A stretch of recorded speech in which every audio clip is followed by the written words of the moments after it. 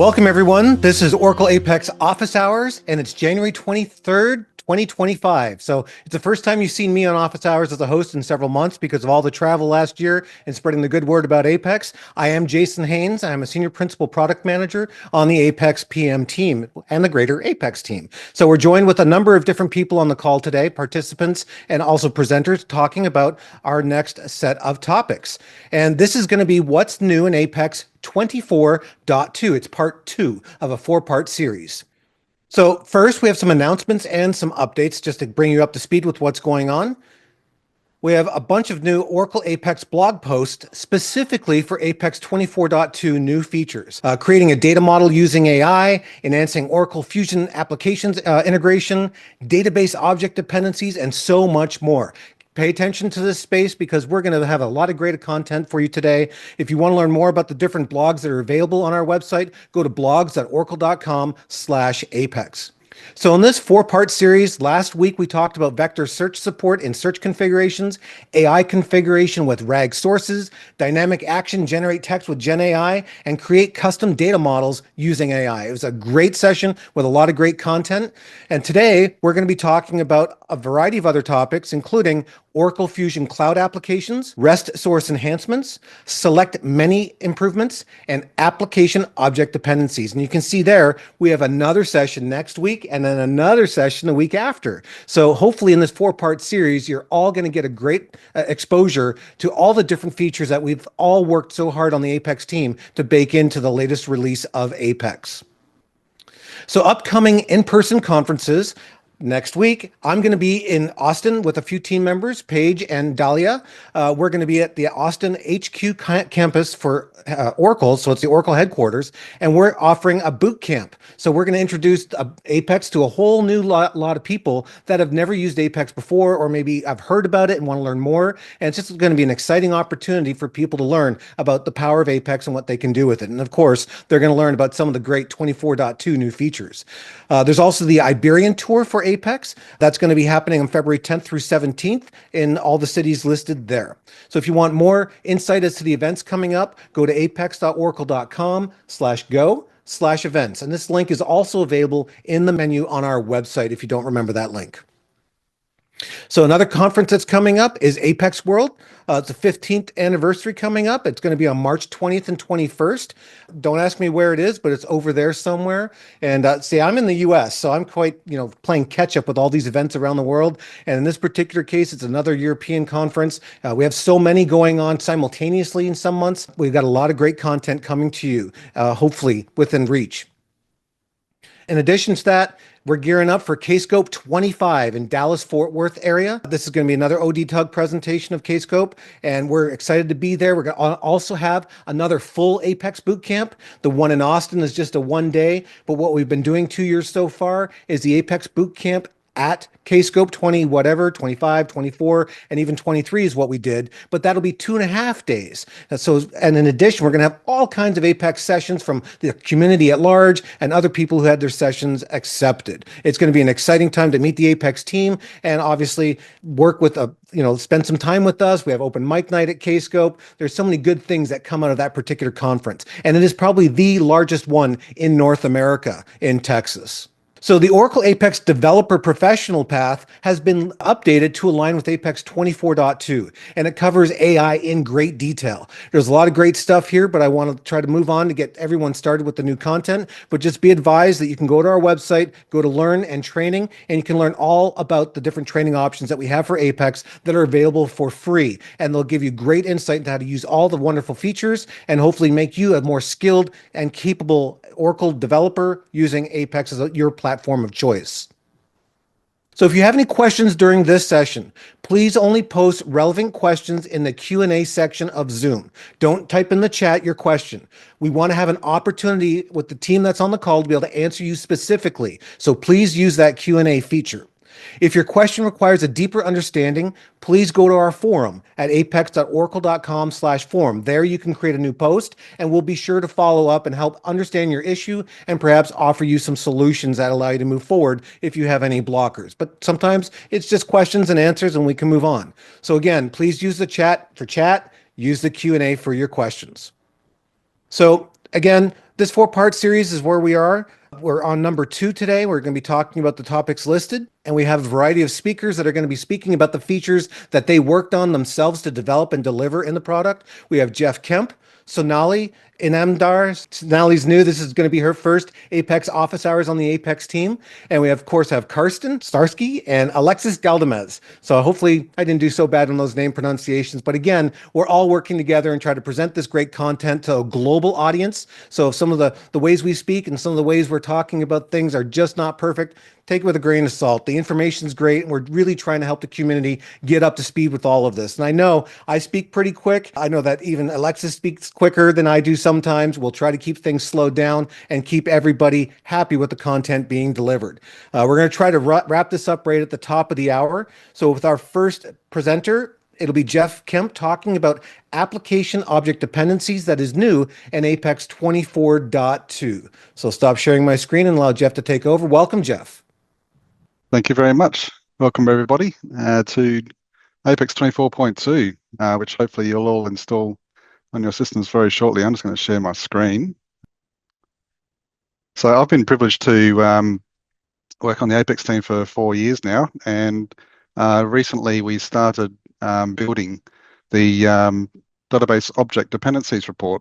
And I can't take the credit. I've been on the team with David Bliss, who is also on our team, who's done a lot of work in this area as well. Unfortunately, he couldn't be here today. So the reason for the database object dependencies report is when you're developing your application and you weren't ready to deploy it, you need to know which database objects in your schema or other schemas are referenced by your application. If it's a simple application, that's very easy to answer. You can just look at your application, look at your page design, look at your regions and your code, see which objects it refers to. As soon as you get any level of complexity, that becomes impossible, very impractical. So we wanted to make that process easier, and we wanted to replace a report that we used to have a long time back, which no longer works. The other problem that we often have with Apex applications is, as you know, it's a metadata-driven system, and you might have a lot of code in your application which works today, but in 3 months' time, things can change on your schema. You might change a table, someone might change some code, someone might change the definitions of columns, someone might even drop an object, not realizing that your application relies on it. You won't know that that's a problem until someone goes to run your application. So this report actually tests every single line of code in your application and will tell you if anything is likely to have a compile error or runtime. So I've got a very, very simple little application here based on the EMP and the depth tables that you're all, I'm sure, familiar with if you've been working with Oracle for any amount of time. So we've got an employees report, we've got an employees form, and a departments interactive grid page. So how do I run the report to find out which database objects this application references? So you need to go to your application page, go to utilities, and click on database object dependencies. And when you first open this up, it will open up this welcome page with a little bit of introduction to what this feature is for. Until you scan the application, there is no report. So we need to scan the application. And I'm going to choose to scan the full application for everything and not limit it to a particular page. So let's just do the whole thing. It can take a little while, depending on how complex your application is, but you can watch that running as it goes. And when it's finished, it will show us the results of the scan. One thing to be aware of is that the results that you see here are based on a point in time of that application. If you go and change the application or change database objects, you need to come back here and re-scan your application, and you can do that anytime you want. So I can see at a glance that this application has dependencies on the EMP table and the depth table in my schema. And I can also see for each table exactly which lines of code refer to those objects. And for each line, I can actually navigate directly to that place in my application. So I can analyze it and fix any issues that may be in there. Over here, we have a little report that shows all the dependencies in this application. I can drill down through to the tables and then sometimes even the columns. So here I can see that this column is used by this table.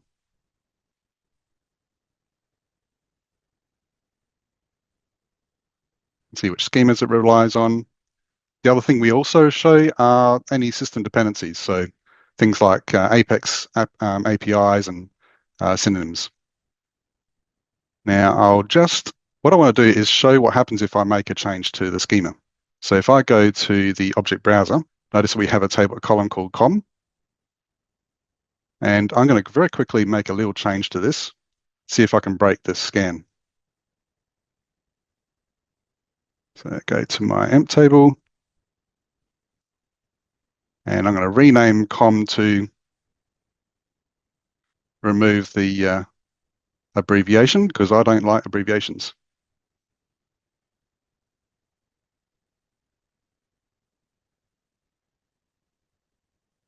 Now, at this point, as you can see, the application doesn't actually know that there's a problem, that there's a change. And so I'm going to rescan it.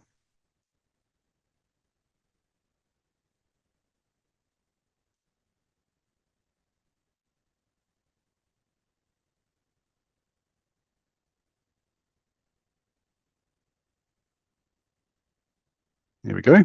And so after scanning the application, it has detected a runtime error is likely to occur in this region. And it shows me the compile time error message that occurred. It is usually pretty good at identifying exactly which line number that error occurred on. I can still see the rest of my results, and I can navigate to that source query to fix it. And of course, I'll do some other investigation to work out why that changed. And maybe I'll go and tap on the shoulder of the developer who made that change and ask, why did you change that column? And they'll say, because I made it correct.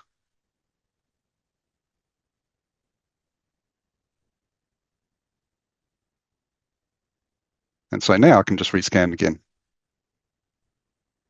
to verify that the fix was correct. Of course, this doesn't remove the need for unit testing or anything like that, but this is a much faster way of detecting these sort of errors before this application goes live. So I've rerun the scan and now everything is back to normal again. Now this was a very, very simple application. I'm going to switch across and do a scan of this little test application. Now this is a dummy application which I've made up. It's got lots of references all over the place to all sorts of different things.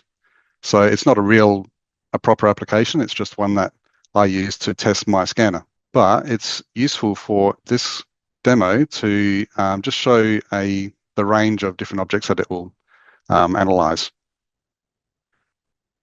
Now what it's doing is compiling a little procedure for every line of code that you've got in your, or every snippet of code that you've got in the application. And it's searching the dependencies views. And if you've got objects compiled with pure scope enabled, it will also pick up any dependencies based on pure scope.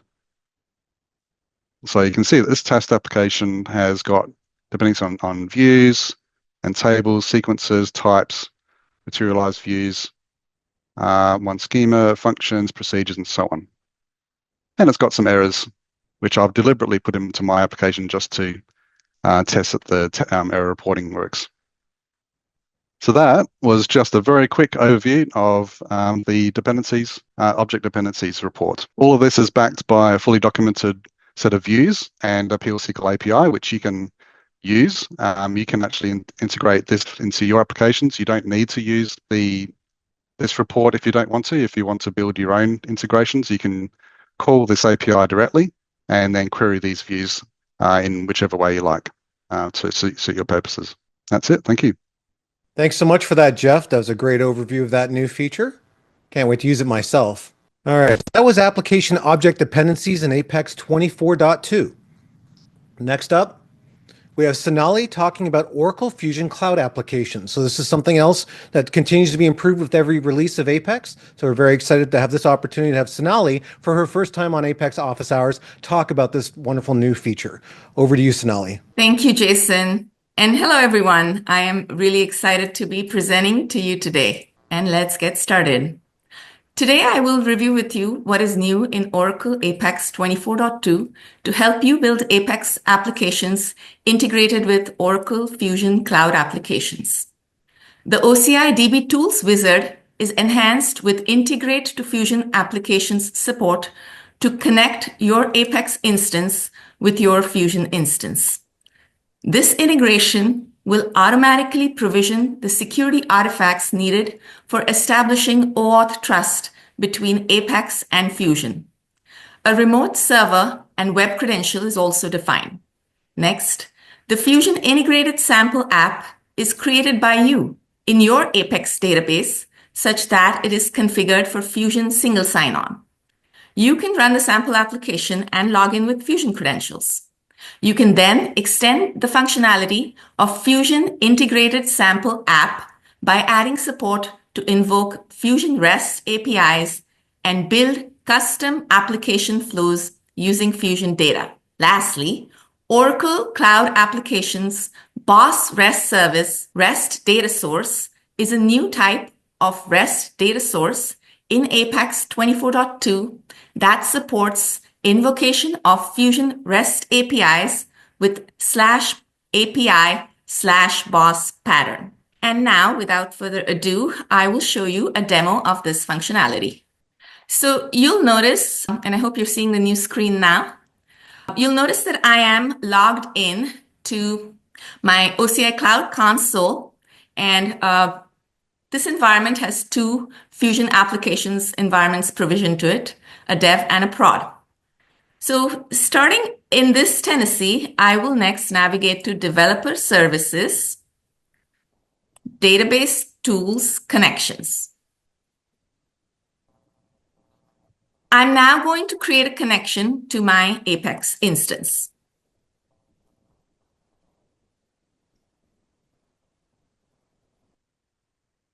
So let's call it Demo Jan Connection 1.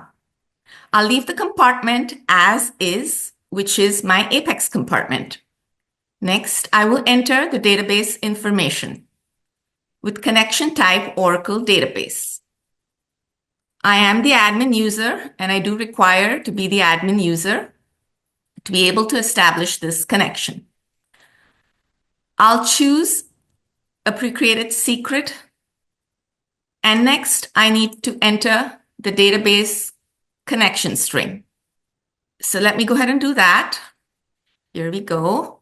This is the database connection string. And now I have all the information entered to be able to trigger a connection to my Apex instance. So I'm going to next click on Create. You can see that the connection is now created. If you look at more actions in connection details, you'll notice a new entry, Integrate Apex with Fusion Applications. I'm now going to click on Integrate Apex with Fusion Applications. So this functionality will enable the linkage between your Fusion environment and your Apex instance.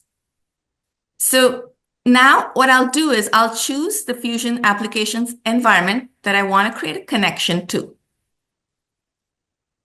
And that is the Acme prod environment. Once I've selected my Fusion Applications environment, I have to pick a name for the integrated application name, which is the confidential app.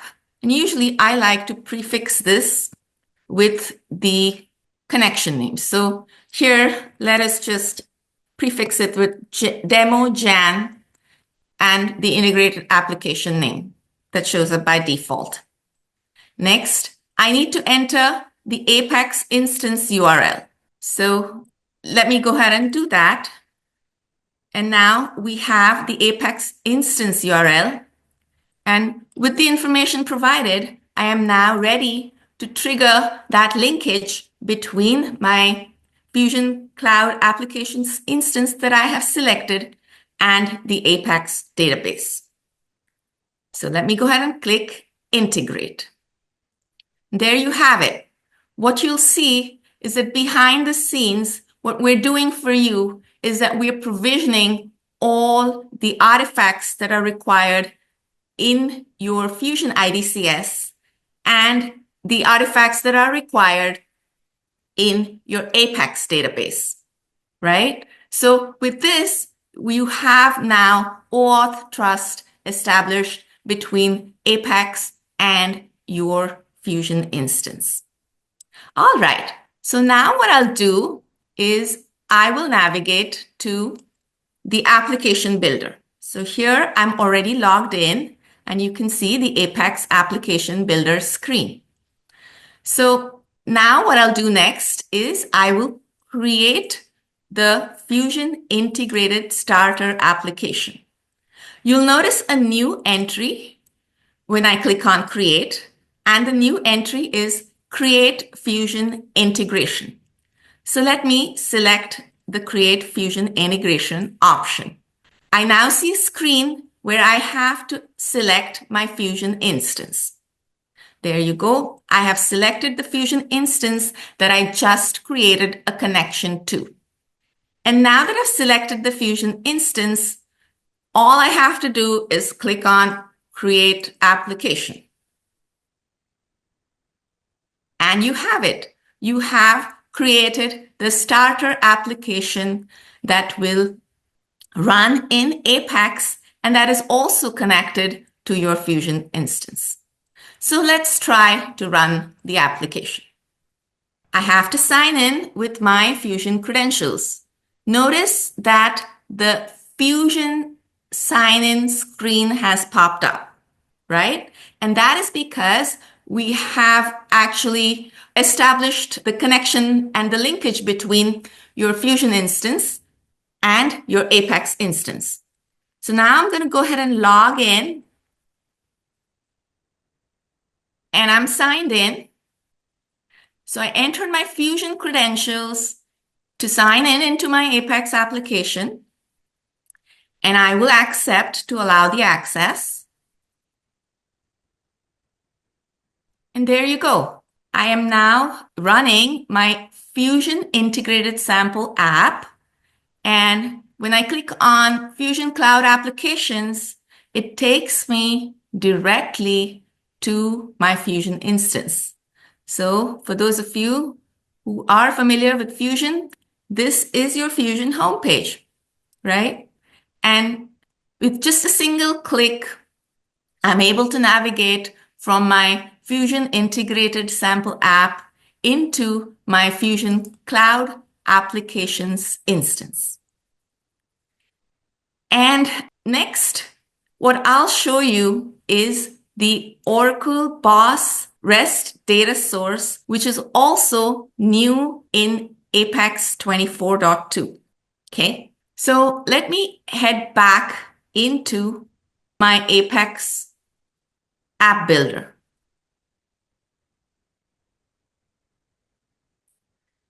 So the Fusion integrated sample app that we just created is here, and under shared components, I'll navigate to REST data sources.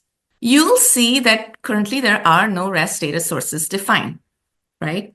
And so now that I have established that connection between my Fusion instance and my Apex application, I want to do cool application development tasks to extend the functionality that I need for my custom business flows in my Apex application. And one of the ways of extending functionalities is to be able to access Fusion REST APIs in your Apex application. So in the past office hours, you have learned about the Oracle ADF REST data source. And what's new in Apex 24.2 is the BOSS REST data source. So now I will navigate through a flow where you create a BOSS REST data source. So you'll notice there is a new REST data source of type Oracle Cloud Applications BOSS REST data source. The Oracle Cloud Application REST source is what you're probably already acquainted with. So today I will choose Oracle Cloud Applications BOSS REST Data Source. And I am going to provide a name for that REST data source. And let's call it Service Request Tags. I'll enter the URL endpoint for my BOSS API invocation. I'll accept all the defaults. And where authentication is required, I will now select the credentials for the Fusion instance that I have established a connection with in this starter application. And then I'll create REST data source, and you'll see my REST data source is created and ready for my use. So with this today, you've learned how to establish a connection between your Apex instance and your Fusion environment. We've also learned how to create the Fusion integrated starter application in Apex and how to create a BOSS REST data source. You can now extend the functionality of your Fusion starter application and build custom business flows extending Fusion capabilities to your business needs. Thank you, everyone, and back to Jason. Thank you so much for that presentation, Sonali. That was great. I'm really new myself to Fusion applications, so it's exciting to actually see it all come together and work as you just demonstrated. Very good. All right. So that was Sonali presenting Oracle Fusion Cloud Applications, and that's just been a great overview of yet another new feature in Apex 24.2. So next we have Carsten. Carsten's going to talk about REST source enhancements because, of course, it's Carsten, and this is one of the biggest claim to fame that Carsten has, I think, with the Apex product. I think that's fair to say. So this is going to be an exciting set of new information to share with the whole group that is on the call. Welcome, Carsten. Go ahead. Yeah, thank you very much. Let me start sharing my screen. So I hope everybody can see my screen okay. Yeah, I have two features, so two new enhancements for REST data sources for you. And you actually heard a lot about REST data sources from Sonali, which are also sort of new REST data sources feature, but specific to Fusion, as we have learned. The next two features I'm about to show you are generic, right? So you don't need to have Fusion in order to make use of them. It's there for everybody. And when looking at the builder, you will probably think, oh, these are small features, and I will indeed need a few mouse clicks to take you to the right places. However, I really think that they are very useful, right? And one of the features was frequently asked for. So let's get started. The first feature I would like to show you is a new option for pagination support in REST data sources. And to get everybody on the same page first, let me quickly explain that lots of REST APIs return their data in pages, right? Frequent watchers of office hours have me heard talking about this before, but maybe there are a few new people here. So very often a REST API, if you want to get 1,000 rows from the REST API, you won't get them with one HTTP request, right? The REST API gives you 100 at a time. So you need 1,000. What do you need to do? Oh, you need to do 10 HTTP requests to get all the rows. And so how do I have to specify that I want to get the second page, the third page, and so on? Well, the nice thing about IT is that we not only have standards, we have lots of standards, right? So, and pagination is something every REST API does it differently, right? And so, for instance, there is the MovieDB example. We have used that a lot for demos in the past. The movie database is on the internet. It gives you 20 rows per HTTP request. And you need to append a parameter to the URL called page, and that is the page number. So you're calling page equals 1, page equals 2, page equals 3, until you get all the rows you wanted to have. So, and there are other schemes, and in REST data sources, and this is the case for 3 years now, we introduced declarative support for these pagination schemes, right? So the page number schemes would be the right thing for the movie database, where you just ask for a page number, and the REST API dictates how large a page is. However, there are different ones, right? You can ask for a page size and a page offset. That's, for instance, what ORDS uses, right? So you ask, you give, let's say, a limit parameter, which determines the page size, and then an offset, how many rows to skip, right? We have page size and page number. GitHub uses that, right? So you can specify a page size and then not an offset, but a page number, right? To get a specific amount of rows. So the first 3 have been there since Apex 21.2, I believe. And this one is new, right? Because that's what we had to learn. And I have a REST API over here, right? Which, no, come on. Well, let me refresh. And so this is the right one, right? So you can see I have a limit parameter over here, and that gives me 100 rows. But to get the next page, I can't just put in page number equals 2. I have to put in a value which I got in my first request. So, right, there is a token, if you will, and that token I need to pass on. Right, the next page.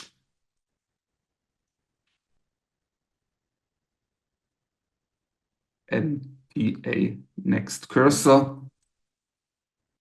So let's not play browser stuff. Let's just do the real thing, right?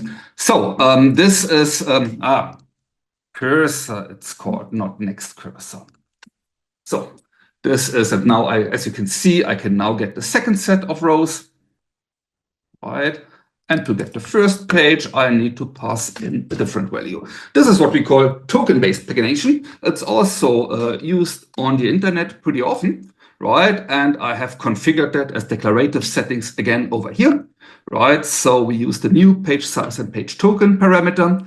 We specify a page size. That's not required. Sometimes REST APIs dictate the page size, the maximum which the REST API will return to you, and then the URL parameter and the JSON attribute where the next token is to be found, right? And once that is configured, right, we can simply create an interactive report on the REST data source.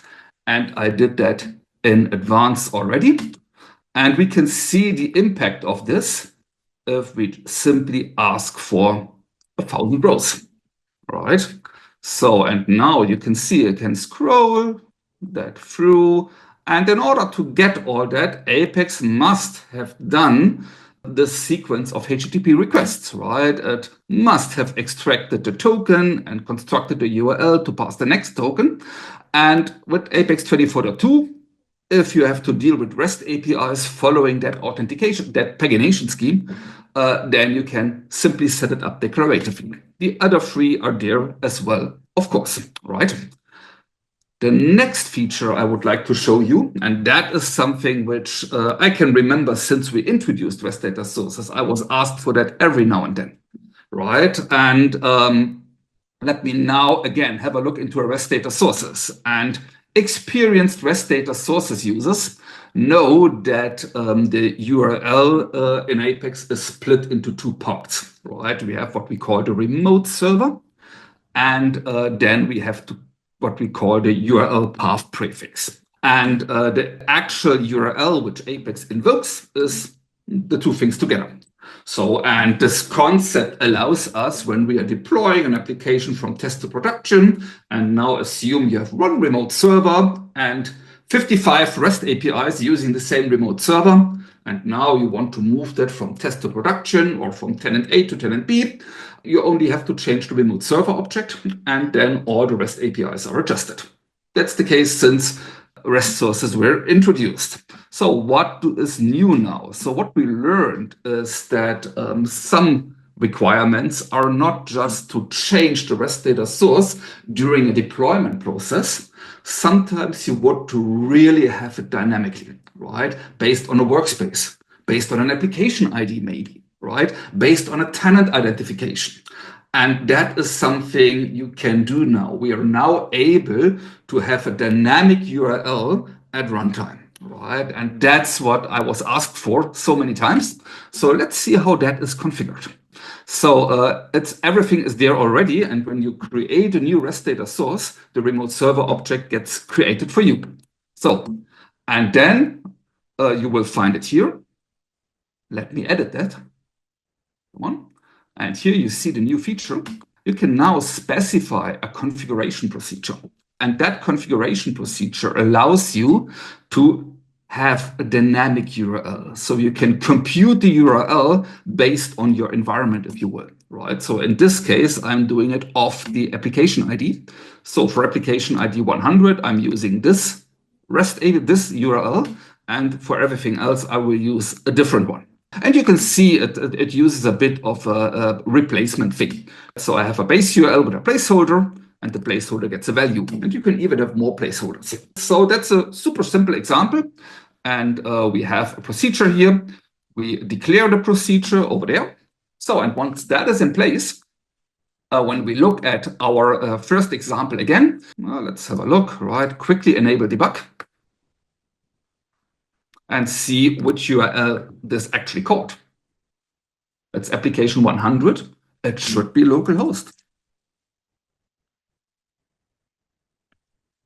Yeah, and this is what we did call for that REST API.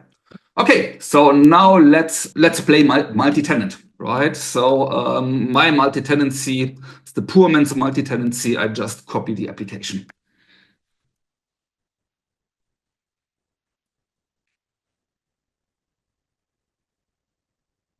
That's it. Run the page. And there we can always see with the responses that things were changing. And when we turn on debug again, we should see that it now made the same application, right? Even without specifying anything at deployment time, we should now see that it made the REST request to somewhere else, right? And so this feature really allows you, if you're rolling out the same application to multiple tenants, and even maybe you have one application and the tenant depends on, let's say, a username or anything else, you can now have completely flexible URLs for your REST data sources. One thing I would like to mention before I hand back to Jason, that is, we had to look a bit for performance into this as well. So this configuration procedure is only executed once per page view. So you can't make it dependent on a form item because that might change in a page view. So we are caching this information and this generated URL thing because the configuration procedure might be very expensive, right? But in 99.9% of cases, I think tenancy is done based on application IDs, application items, stuff which is computed once and does not change all the time when in a page view. Yeah, that's all I have. Two rather small looking REST data source features, but I think these go a long way for you guys working with REST data sources. And with that, back to Jason. All right. Thank you so much, Carsten. We have a new question in the Q&A, but we'll go ahead and move on while that question is answered by a member of the team, if not Carsten himself. Let me go ahead and bring this back up here. So that's Carsten Czarski talking about REST source enhancements, and that just points out an interesting fact that if you have captioning on, Carsten Czarski looks like some other name. So it's kind of funny. But in any case, up next, we have Alexis Galdamez. He's going to talk about the select many improvements. And over to you, Alexis. Thank you, Jason. Hi, everyone. Today, I'm going to talk about the new improvements that we added for this release to the select many. But before delving into that demo, I will make a small recapitulation of what the select many and select one items are that were added on the last release. Select many and select one items were added on the release 24.1. They are list of value based items that provide a list of suggestions to users where they can select a value from it. On the select one, they can select just one value, and on the select many, they can select multiple values, for example, and they need to be part of the data set. So they are different, like a combo box, because if you type something that is not part from the data set, it will just be ignored. It will be returning to the last valid point. So if I select a country and then I modify that, it will just return to that valid point. Between the features that this component has is they are filterable. So it is a lightweight select list style where you can filter as you type. Literally, the filtering will be done on the server or on the client, depending on the configuration of your component. You can use the attribute fetch on search, which controls where that search is being done. Another of the features is that it is possible to filter in multiple columns, so you don't have to just filter on the column that you are being displayed. You can display columns that are not filterable or filter in columns that are hidden, just to make it easier for users to find a piece of data. Like, for example, on this case, I have a list of countries and they are grouped by region. I want the users to see the area of the countries, but I'm not interested on then typing a number and finding a country. So I created a list of values on the share components. And on that one, I define a query that includes all my data. In there is a section called additional display columns where users can configure the columns and how they are displayed, in which columns are searchable. On the case of the area, I set the visibility to yes and the attribute searchable to no. For region, which is the group that is being used, I set the visibility to no because it's not going to be displayed as part of the row, but I want the users to being able to filter. So if a user types Europe, it will match all the countries that are on that region. So it's pretty easy to provide flexibility in the way that the countries are filtered. Another of the features that are included with this component is the support of icons in a local way. This is just an attribute that you need to set. I set the icon column. And now I'm displaying the new flag icons that we provide. I just concatenate the name of the icon to the column ISO alpha 2. And with that, we can make use of these icons. We also have the groups, as I mentioned before. That is also just an attribute that you assign to a column that is grouping that data. That will allow you to display the data in groups for that. But there are cases where all of these attributes like grouping, icons are nice, but you still want to go further. You still want to customize your item more because the customer is requesting a more rich UI. Maybe there are more data and you want to control how that is displayed. So these icons have an attribute, both of them, these items, sorry. One of them is select many and select one, which is the attribute value HTML expression. On this HTML expression, you are able to use template directives. And with the template directives, you will be able to conditionally control what is being displayed row by row. I did a small template, a small HTML attribute for this select one, where I wanted to show the area as a tag. So for this, on my select one item, I create an HTML expression. It's a very simple HTML with some divs and spans inside. And for the data, I use the substitution string syntax. What is available on this substitution string? These are the columns that you define on the section of your share components, additional display columns, and you make reference to them by name. First, I want to show the name of the country, and then I want to show the area. For that one, I put area, I added some letters, and then a super index to show that two that is there to show that it's a square surface. In a small CSS that I won't go into details too much because it's just to show the power of the template directives and how easy it is to create these custom UIs. On this case, I just added a couple of classes and added padding, a change of background color and font size and some radio border for that. And now we easily created this tag without problem. Then you can use the template directives to control if the tag piece of data were empty. If that were empty and I wouldn't want to show it, we could use the template directives that you can control that. We provide some examples on the help text for that item. But now with this, you can provide more richer UIs. This is available for both of the items. For select many, when you select a value, it's added as a chip, and the user can interact with it and delete it. You can use the keyboard also to delete it or to select the values, and it is multi-select. It doesn't close the up-down as you select, so it's possible to select many in a row after filtering the view. And then we are coming to the enhancements that we did to the select many.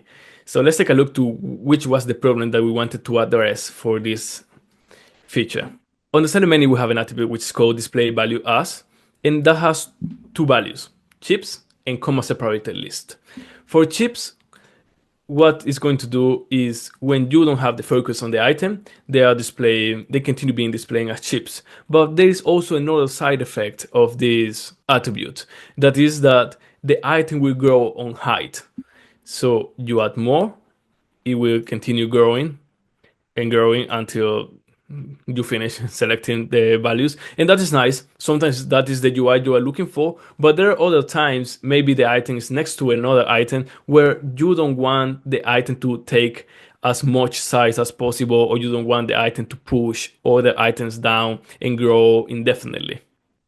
So for that reason, we provided another attribute which is called another value for that attribute, which is called comma separated list.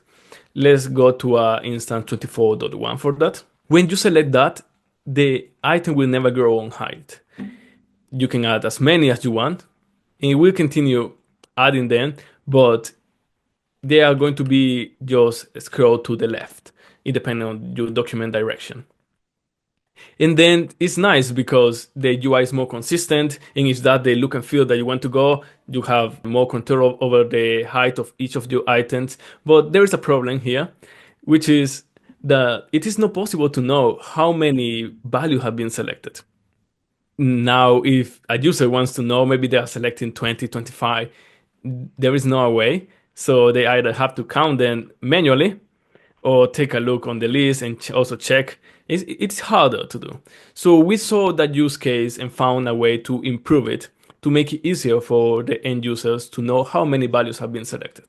And now we added a counter for that. If a user selects an option, a new counter is added on the select menu, and that counter is updated as the user selects. If I select 5, 6, as many as I select, it's going to be increasing. And when the focus is not on the item, the counter is still there. So you are able to see how many values are selected without having to increase the size of the item, providing a cleaner UI. But that's not everything. You can click the counter and it will change the view to display just the selected values. So now the user is able to take a look in the same way, using the same display as they were displaying before as suggestions. They will be displayed as selected values, and they can unselect there. For example, if this was a list to select which countries I want to visit, or maybe I selected too many, I just click the counter, go there, I need to unselect a couple of them. And I'm aware of that. It's very easy for me to unselect that. And if I click it again, I go back to the last view, which is I was filtering. This is also possible to control with the keyboard, so you can just enter on it and start using the down and up arrow to unselect as many values as possible.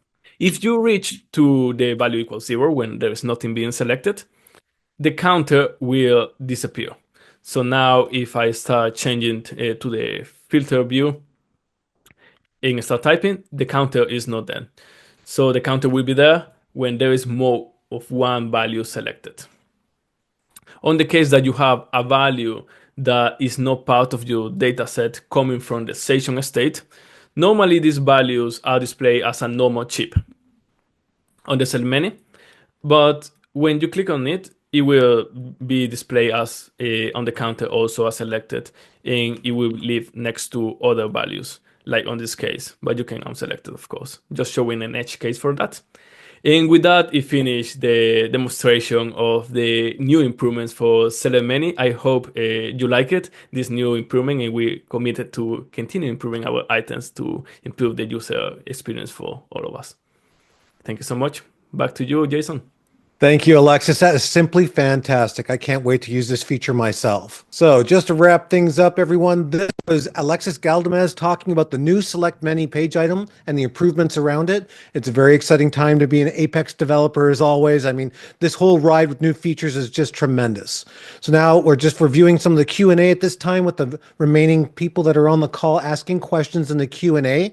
One question that Dharmendra just asked in Q&A, I think, is for you, Alexis, regarding does the shortcut work to select all?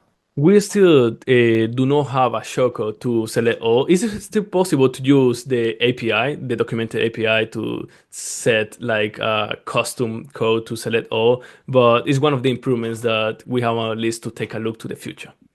Okay, thank you. Another question that came in was, will the improved Select Many be implemented in the Universal Theme demo application? I think it should be, right? I would like to think yes, but maybe someone from the team can reply to that. I'm not sure about that one, but probably yes. All right, very good. All right, everyone. Moving on here.